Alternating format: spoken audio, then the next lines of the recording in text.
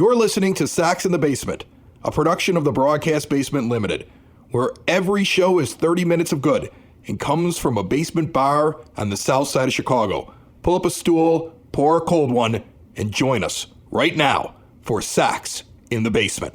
Heard everywhere podcasts can be found, and always at soxinthebasement.com. Belly on up to the 9-foot homemade oak bar. Pour yourself a cold one. I've had a few already. And this is Sox in the Basement. He's Ed, I'm Chris. And I was told that over the last 48 hours or so, all kinds of moves were going to happen because, as John Heyman just reported last night, there's going to be a lockout. Yeah, they're talking and they can't figure it out for sure. And we've gone over this in previous episodes. That until the lockout happens, people aren't going to start conceding on things. But players wanted to sign. Teams wanted to get moves done. For crying out loud, the Pittsburgh Pirates made multiple roster moves over the last 48 hours. You know who didn't make a roster move, Ed? The Chicago White Sox. And that's why I've been drinking tonight. Yeah. I mean, I was drinking because one of the other shows on the Broadcast Basement On Demand Radio Network, Southside Pod, runs around the South Side, reviews restaurants and breweries, and I was at Horse Thief Hollow in Beverly. And normally people bring out those tiny little glasses, like, hey, sample this. But no, Neil, who owns Horse Thief Hollow at 104th and Western, brought out full beers. And several were barrel-aged, and one of them came in a fancy bottle that was dipped in wax that we had to open up. And I hadn't eaten dinner yet. So as I join you here at the bar, I am way ahead of you, my friend, and angry about the last 48 hours with the White Sox. Yes, you are. I'm not even close to your level of reflection on the past 48 hours of White Sox non-activity. Well, here, let's think about this. This show comes out on the 30th of November, and it would be stupid in any other year to be angry about what the White Sox have done on November 30th in the offseason. We're at the beginning of an offseason. It's not the end of the world. Kendall Graveman is a great addition to your team. Yeah, oh yeah, nothing wrong with that. No, but the thing that's bothering me the most is this is a different offseason. And we have so much to jump into because I don't understand some things about this team right now. I don't understand what they're doing. I understand that we're brought to you by Family Waterproofing Solutions. I always understand that, yeah. FamilyDry.com. They're available 24/7. You still have today, the day this episode comes out. Get something set up with them. You get 10% off for customer appreciation. Otherwise, just mention Sox in the Basement. They take money off for that. Anything from bowing walls, the water coming into your basement. They're still doing the gutter cleaning. That's a great price on that. I did it myself. They're highly reviewed. People love them. They're available 24/7, as I said, 708-330-4466, FamilyDry.com, our proud sponsors. But I am confused by a team that was willing to give Manny Machado a couple years ago, as they said, $300 million. It was really less than that because there was no way those last couple option years were going to jump in, and that's why Machado picked the Padres over the White Sox. But they were willing to spend an awful lot of money and give an awful lot of years to a player just a few years ago. But we can't give Robbie Ray 5 years and $115 million because that should be right in your wheelhouse right now. If you didn't want to pick up Carlos Rodon and you wanted to give Robbie Ray 5 years and $115 million, which is what the Mariners gave him, you should have been in on that. I'm confused as to why you're not in on that because right now, Ed, you're worse than you were last year with your starting rotation. Subtract Rodon, move in Kopech. I'm sorry, Carlos Rodon and Michael Kopech, there's not going to be a real difference in the amount of innings they were able to pitch. Rodon last year and Kopech this year. And Rodon was doing it, and I don't know what Kopech is yet. I'm really not sure. There's potential, but I'm not really sure. Your bullpen isn't as good. You added Graveman, but you've subtracted Kopech because you moved him into the starting rotation, and Tepera's not there anymore. That's not even mentioning the fact that Kimbrel might get traded away. So your bullpen isn't as good as last year.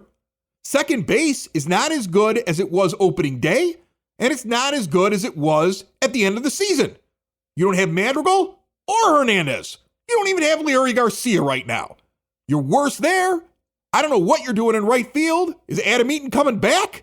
Because you screwed that up year after year after year, And I think you've thrown all your eggs into the Michael Conforto basket. And when Scott Boras burns you, I don't want to hear you had a seat at the table. I don't want to hear about that. So right now I have a lot of concerns. And I'm probably wrong to be so upset because it's November the 30th. But when you look at what other teams did in the last couple of days, knowing this lockout was coming, it is hard to not be frustrated. Well, look, here's the thing.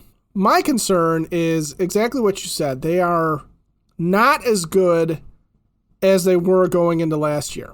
And I hate the self-inflicted wound of second base. And that's what this is. It is a self-inflicted wound on Rick Hahn's part to put himself in a position where he did not have a plan for 2022 at second base. He was guessing and hoping, and he did something he didn't need to do. But that's maybe another half an hour we could go off on the whole Kimbrel trade. My problem is that I don't understand what exactly it is that they were waiting for to happen, because I can see where Michael Conforto is not yet signed. And maybe they get burned, maybe they don't, but Michael Conforto doesn't fix nearly as many problems as the White Sox have. In fact, I don't think he fixes a damn thing, frankly, as far as what the White Sox have problem-wise, because right field, at least there's bodies out there with potential. I keep hearing that, and I keep hearing we're going to trade for Gene Segura. We're going to trade to the Phillies. Kimbrel, they want Kimbrel, and that's fait accompli. That is a done deal, and now we're just waiting to see what the sweetener is for Kimbrel. And I think Kimbrel's got a market, and we could talk more about it, but they seem to be hung up on these two items, these two guys, Conforto, Segura, and they ignored the pitching market, and now the pitching market is down to Marcus Stroman, who's made it clear he's never coming here. It's down to Clayton Kershaw, and I don't know what Clayton Kershaw has left in the tank, or if he is going to chase Max Scherzer-like numbers where the Sox are never going to give him $40 million a year. But really, the best starting pitcher left on the market isn't an upgrade because it's Carlos Rodon. The guy, that's the only guy that's left. And Carlos Rodon is going to sign for more than what the qualifying offer was now. It's obvious. Oh, of course. I know David Sampson said that wasn't going to happen when he came on the show. And I was falling back on the fact that he was a longtime general manager. But now when I look at how the market is going, and I don't think anybody predicted that everybody would be like, oh, I got to sign a deal, and which is funny. I mean, think about what's going on here. First of all, the owners. There are some of these owners that have completely destroyed ownership crying poor by spending so much money in the last couple of days. The Rangers are being almost stupid with their money. Oh, the Mets, the Rangers, they don't make any sense. And the Mets, holy smokes, what are they doing? Right. And you know other owners are mad at them. Jerry is furious right now. Jerry Reinsdorf 100%. is furious right now. He's always been a guy very, very much involved in what's going on when it comes to the owners versus the players when these negotiations happen. He takes a special interest in it. And it would have been crazy for him to drop ridiculous amounts of money and hurt that negotiation stance. So I'm not surprised by the fact the White Sox didn't spend a ton of money. It'd have been nice to see him get one signing, but you know Jerry is furious right now with the idea that, I mean, the Mets have a $268 million expected payroll according to Fangraphs. That's insane. They're 90-some million above the White Sox right now. They're over 50 million above the second highest payroll in baseball. And they're not done because they're going to go get Javi Baez from what I can read. And they're probably trading for Kimbrel. They're one of the teams that's in there right now they're just going to keep adding and adding. They're going to have a $300 million plus payroll, I guarantee you, by the time this is all over. And the Rangers, a 10-year deal for Corey Seager and a 7-year deal for Marcus Semien. I mean, I got to ask the question, why did you even trade us Lance Lynn if you're going to do that this year? Why did they trade Joey Gallo last year to the Yankees? I can't understand it, but I know this. I bet you the White Sox are shell-shocked right now because this is not what was expected. On the other hand, I go back to the Bob Nightingale tweet about the White Sox wanting a player like Marcus Semien and a player like Robbie Ray. You could have had Robbie Ray, 5 years, $115 million. Totally doable. Very, very reasonable deal. Very reasonable. For the reigning AL Cy Young Award winner. And don't tell me you don't have that money. If you don't have that money, I don't know why you own a Major League Baseball team. Sox in the Basement listeners, do the hard work. And if you're a hardworking man or woman on the South Side, you need to be outfitted properly. And that's why you should visit Red Wing Shoes in Evergreen Park, New Lenox, and Geneva. A work boots specialty store that carries sizes from 6 to 16 and feet as wide as 4E. A 115-year-old company that came out of Red Wing, Minnesota. And one of its largest stores in the entire Midwest is in Evergreen Park, Illinois, ever since 1976. When you're on your feet, the footwear is everything. So why not get an expert fitting? They warranty, repair, and offer free conditioning with laces. And they also carry Carhartt work clothing as well. Located at 3347 West 95th Street in Evergreen Park, Illinois, at 208 East Maple Street on Route 30 in New Lenox, or at 1749 South Randall Road in Geneva. Visit them today. You work hard. You've earned it. Red Wing Shoes. I'm going to tell you something right now. First off, Red Wing Shoes. Just heard the ad. 3-day weatherproof insulated boots and shoes sale this weekend, Saturday, December the 4th through Monday, December the 6th. Check it out. Mention Sox in the Basement. That is some premium footwear. As for the White Sox, Ed, they're going to lose money by not spending money at this point. You have an incensed fan base that's watching this happening and is wondering, well, what are we doing? If you miss out at second base and you bring back Larry Garcia or Cesar Hernandez or somebody that I can very easily point out is not as good as those guys at second base, and you complete your failure, that is going to hurt you at the box office. I'm sorry. Fans go and spend money when they think this team is winning. There's been studies done on it. White Sox fans respond to how the team performs and the money put into the team. You see an increase in ticket sales. And so if you don't do anything here, if Kendall Graveman is all you're doing, you have a massive problem on your hands. So I don't think they're that stupid, Ed. I mean, I'm still trying to go through it in my head, and I don't believe they're that dumb. Like, it would be a terrible disaster for the White Sox to not go out and fix second base, to not go out and fix right field, and then expect fans to show up. Here's my problem. Here's why I'm mad. I'm not mad that they lost out on Marcus Semien, because only an idiot gives a 32-year-old guy who's got 2 really good years under his belt 7 years guaranteed, and basically you're going to pay him until he's 40 to play second base. I wouldn't do it either. I understand it. I wouldn't do it either. That is the risk you take when you're going into a free agency period where there's very few viable options. My problem is that we were told that this rebuild was going to create a contender, and the Sox should not be in a position right now where Rick Hahn is scrambling to find a second baseman who is not Cesar Hernandez or Larry Garcia, because the marketplace just doesn't have anybody available to him. The moment you made the Kimbrel trade, the moment you traded Nick Madrigal, you had to be prepared to get hit in the wallet the following year. Because if you honestly believed that after all this work, from 2017 through 2020 of just sucking, that was it, you put all your chips in right there, because that's what you did essentially if you don't fix second base. All right? You put all your chips in, and now you're going to bring on a team that's not as good in 2022 as the team in 2021. You had 2 first-round eliminations. At the moment you traded Madrigal, you had to be willing, at whatever the price was, to at least replace him with something equal, if not better. Right. Or you failed. And he just doesn't have the trade capital. You know, Craig Kimbrel has a market, but it's a limited market.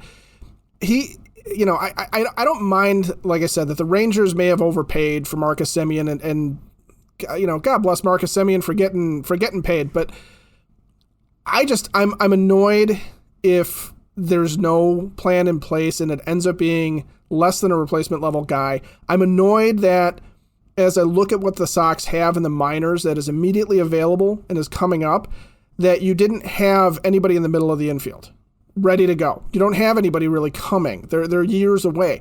And what you have is this plethora of guys that can play first base, third base, maybe be corner outfielders. but you're not sure if any of them are good enough to actually do it. And the one guy that has the hitting pedigree was not ever supposed to see the field and is now being looked at as a guy that people are remembering that he started a game at second base and going, Jesus, that's not the plan, is it?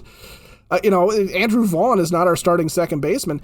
So you have all this weirdness, but my biggest problem is that your pitching got exposed in the playoffs. 2 years in a row, your pitching got exposed in the playoffs, and you sat on your hands and watched every available pitcher that would have been an upgrade get signed away from you in the past 48 hours.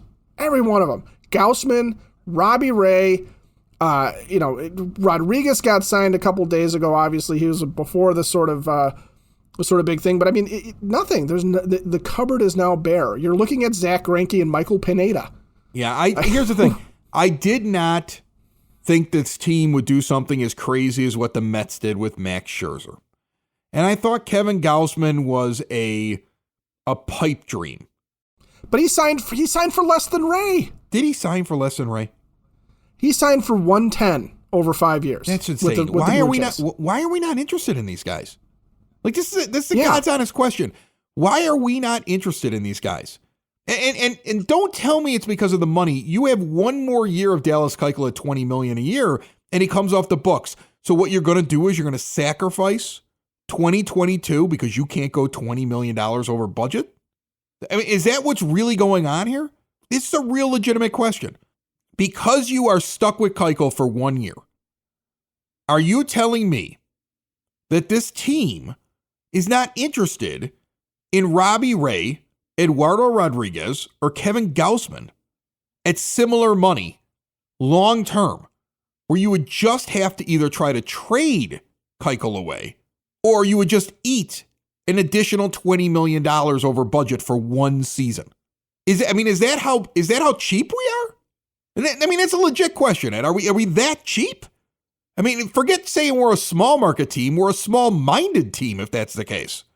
Because the idea should be that you see a guy like Robbie Ray coming off of a Cy Young season, or you see a Gausman and you go, I like what he's doing and I want that for a long time on my team. And you go out and you spend the money on that guy, knowing that, all right, we're going to kind of eat some Keuchel money for a year, but it's okay because, people are going to be out at the ballpark and they can't wait to watch this team win. I would think the buzz alone is worth $20 million in revenue. I'm surprised by it. It's very short-sighted for this team to not sit there and say, well, the Keuchel money comes off after this year and maybe we could deal him away to at least alleviate a little bit of it. It feels like last year.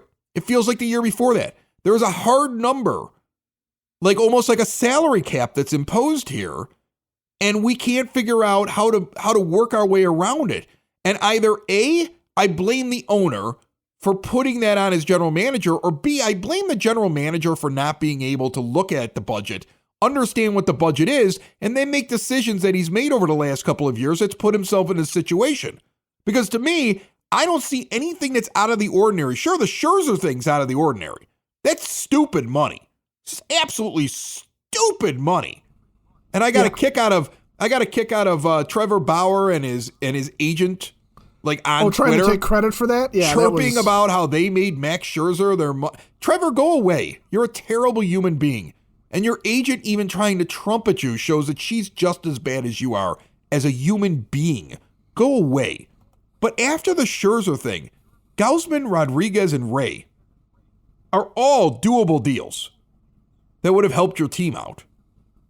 And I'm starting to become concerned that you don't get to go sign that deal until Keuchel's off the books. Well, and I don't even know if it's the money, Chris. That's the thing is my recollection and my impression of the Jerry Reinsdorf era of White Sox baseball is he views long-term contracts for pitchers as a bad idea, right? He won't go. That's why Liam Hendricks has 3 years, but he's got that crazy option where he gets paid no matter what, but he's not necessarily going to be on the team. So I'm thinking some of these guys are looking at it going, I can get the same dollar amount. I can get that $20 million from Rick Hahn. I can get that $20 million and go and pitch on the south side of Chicago, but I can only do it for 3 years. But the Jays will give me 5. The Mariners will give me 5. But Jerry Reinsdorf won't give me 5. He won't give me 5 years. Then Alex Cobb is coming here. Prepare yourself for it. Maybe Alex Wood is coming. No, he's not. Alex Cobb is signing with the Angels. Is he really? He is. I don't even have that here. We're not even getting him. You're telling me I even missed out. Getting Alex Cobb. I even missed out on Alex Cobb. I give up. When I say the cupboard is bare, pitching wise, the cupboard is bare. Ed, have you ever had French food? Yeah, I have had French food. Have you had Vietnamese food?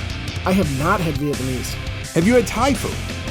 Does Pad Thai count? Because it seems like cheating. The Art of Food is available at TT's Restaurant in Westchester. They are just to the east of Wolf Road on Roosevelt, 11055 Roosevelt Road to be exact. An incredible bar, an incredible menu, incredible food. This is their second location. The first one originated in Evergreen Park. They are now out in Westchester, and you want to go check them out right now. The menu is reasonable. The food is spectacular. You feel like you're stealing from them as you're eating their delicious cuisine. And I have stopped in there now several times, and I'm loving it. Everything from the 5-spice lamb chop. That just sounds good just saying it out loud. Oh, doesn't it though?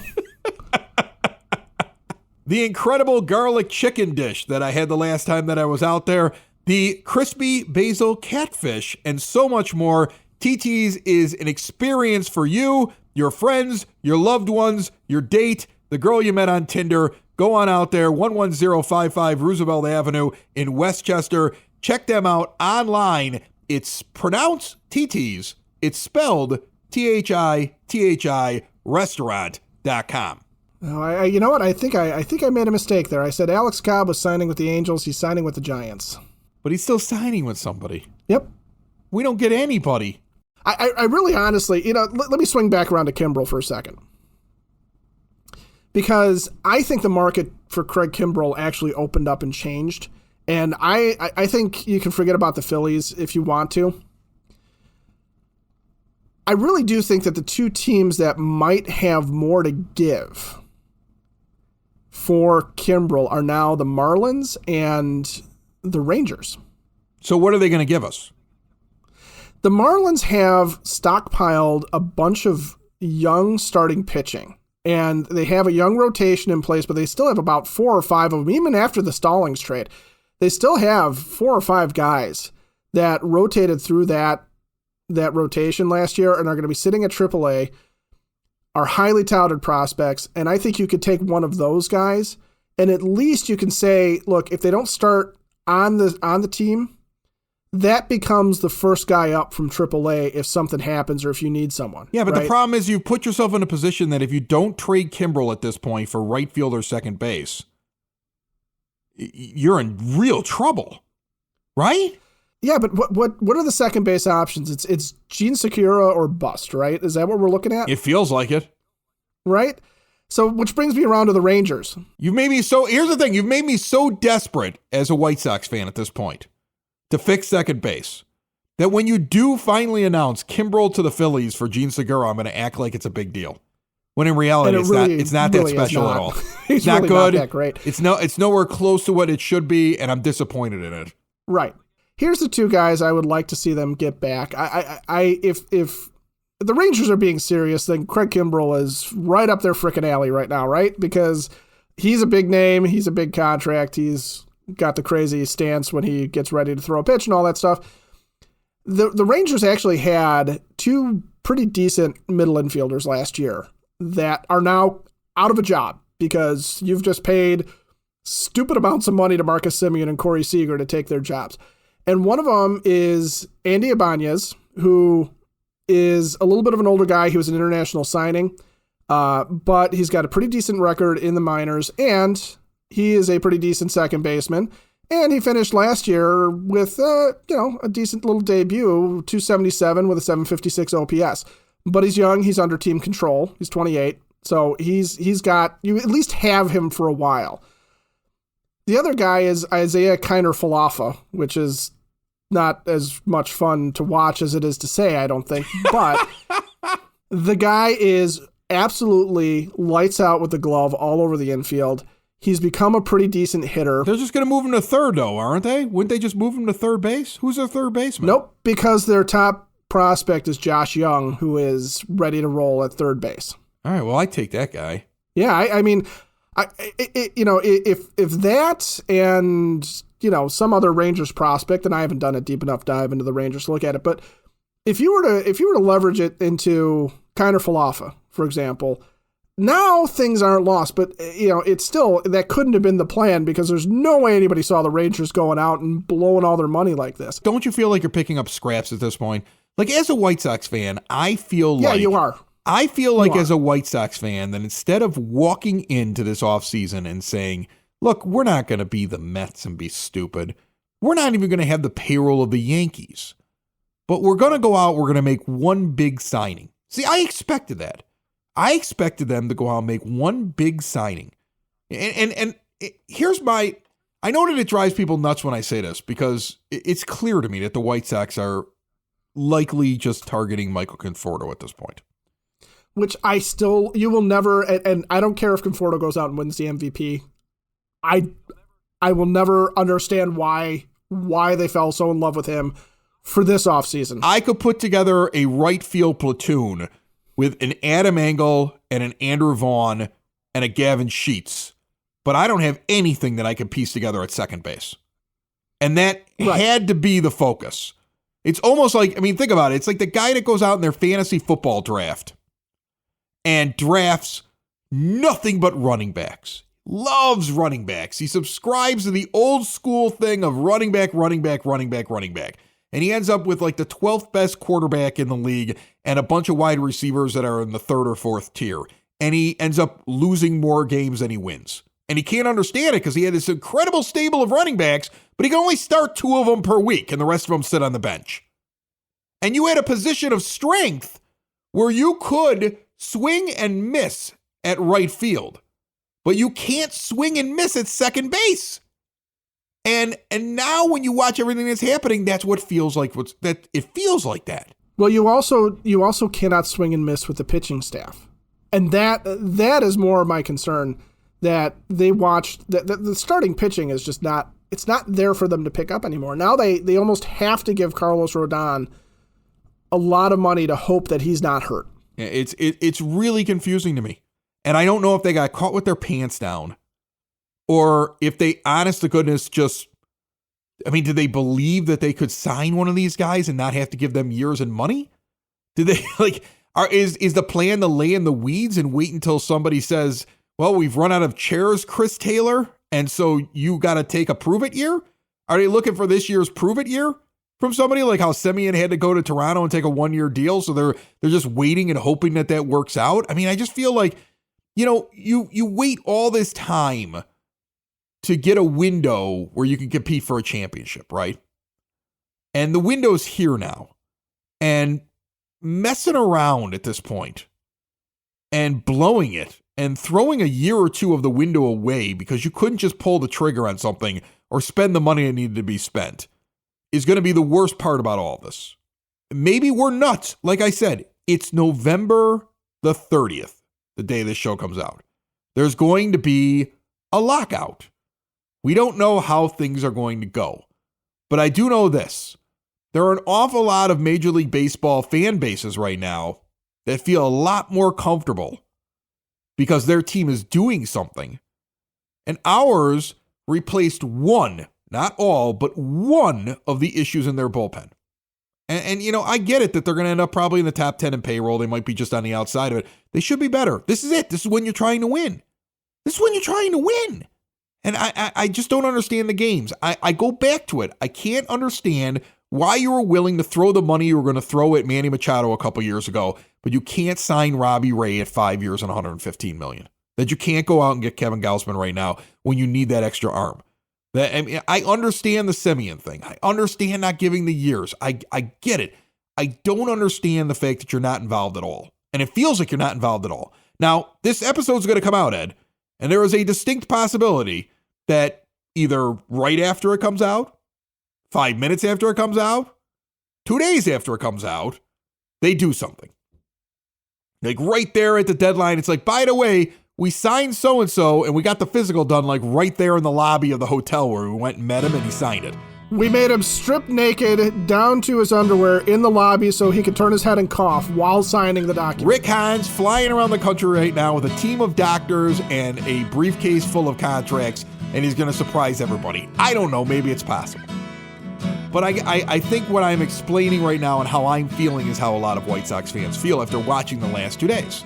It's frustration. Sox in the basement.